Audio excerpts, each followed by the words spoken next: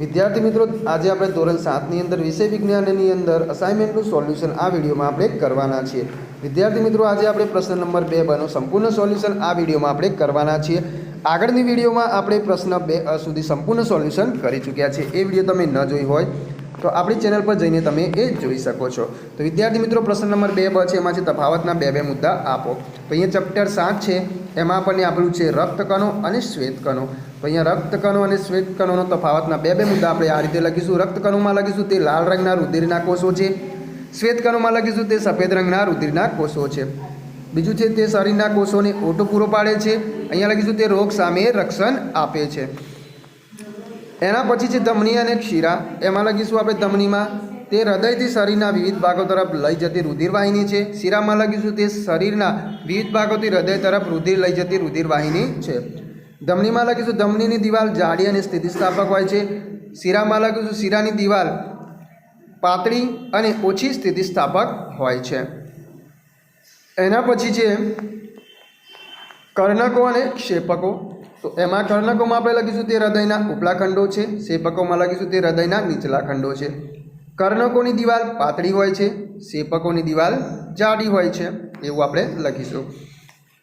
એના પછી છે મૂત્રપિંડ અને મૂત્રાશય. મૂત્રપિંડમાં લખીશું તેનો આકાર વાલના દાણા જેવો હોય છે. મૂત્રાશયમાં લખીશું તેનો આકાર અંડાકાર છે. બીજો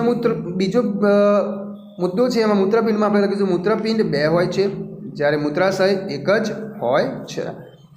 એના પછી આગળ છે જલવાહક પેશી અને અન્નવાહક પેશી. જલવાહક પેશીમાં લખીશું તે મૂળે ચૂસેલા પાણી અને ખનિજ ક્ષારોનું વહન કરે છે. અન્નવાહક પેશીમાં લખીશું તે પ્રકાશ સંશ્લેષણની નિપજોનું વહન કરે છે. જલવાહક પેશીમાં બીજો મુદ્દો લખીશું તે ફક્ત ઉપરની દિશા તરફ જ વહન કરે છે.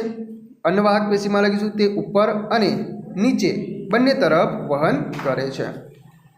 એના પછી ચેપ્ટર 8 અને 9, એમાં છે અલિંગી પ્રજનન અને લિંગી પ્રજનન.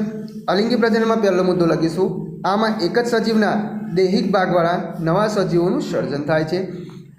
જ્યારે અહીંયા લખીશું લિંગી પ્રજનનમાં આમાં નરજન્યુ અને માદાજન્યુના ફલનથી નવા સજીવોનું નિર્માણ થાય છે.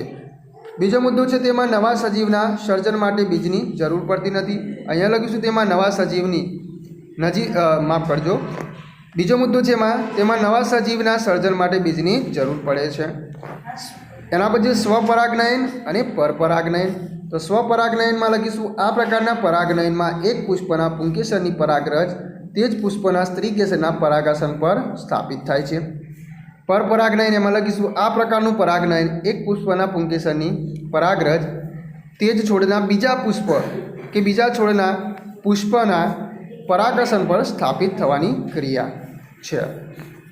બીજો મુદ્દો એમાં આ પરાગનયનમાં ભમરા પતંગિયા કીટકોની જરૂર પડતી નથી. અહીંયા લખીશું